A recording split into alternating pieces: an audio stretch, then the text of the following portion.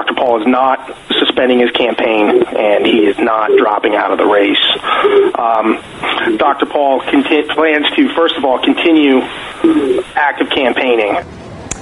That was Ron Paul's chief campaign strategist, Jesse Benton, on a conference call this morning, clarifying the campaign statement yesterday, which many media outlets took to mean he was ending his campaign.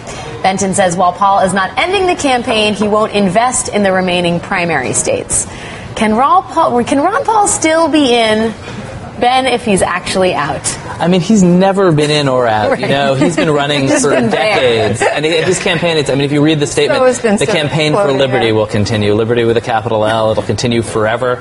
But I think it's not really connected at this point to the presidential campaign. Well, they chose their words very carefully. He didn't suspend the campaign because if he did that, he couldn't raise money.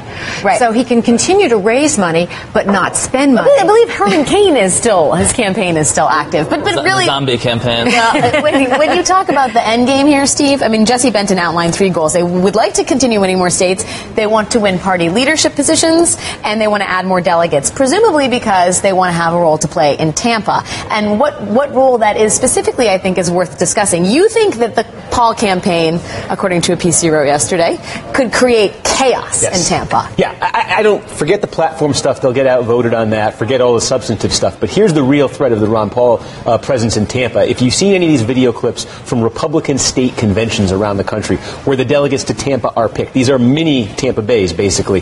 The Paul supporters have been flooding these things. They have been heckling Romney speakers. They heckled 2 United States senators in Alaska, overtook the convention. There's some dispute over what happened last weekend, but they were booing Mitt Romney's kid in Arizona. So the threat is this.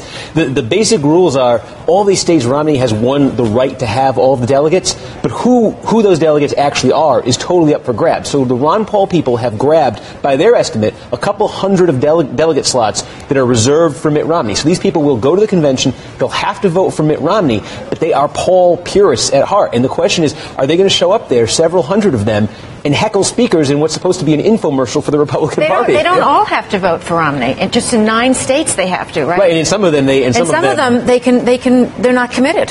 Well, but this again points to Romney as a candidate having a really hard time building a coalition, which is different, I think, than the Tea Party, although that's certainly a strain of Ron Paul's support base. When we talk about Ron Paul on this show, when I talk about Ron Paul, I think, in large part we sort of dismiss his lasting legacy in the Republican Party, because I do think there will be some moment of sort of wagon circling after November, depending on what happens. If Mitt Romney loses, I think a lot of attention will be paid to Ron Paul and his message, because it really does resonate with younger voters, and they are true believers in this message. And when you talk about where does sort of Ron Paul go from here, I mean, I think in many ways he could be positioned as an elder statesman.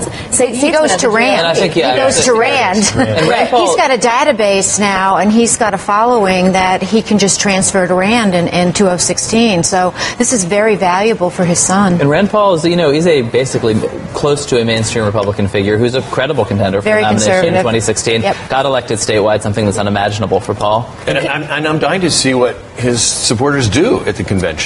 Whether they're comic relief, whether they really stage some noisy protests, whether they light up a bunch of joints. I think this has got to add some interest. Wait, can there be a pot smoking, rabble rousing, dreadlocked contingent in Tampa? The media would certainly hope so, right, Ben? We do hope so. Yeah, I mean, they're being told to behave, though. Benton said on the call repeatedly they were gonna try to tell the people in Tampa to behave themselves. Well, and Charlie Mattizian in Politico yesterday said, my own sense is that Paul is sending a tacit message to the GOP establishment that he's not interested in subverting the convention. He's made his point and is standing down. Although his control over his own supporters in situations like that does not strike me as a total. But that you talk about Rand in 2016. That's Ron Paul's incentive to keep his crowd under control. That's Romney's leverage. I don't want to be blamed for Chicago 68 on the Republican side. Right, the father and son team.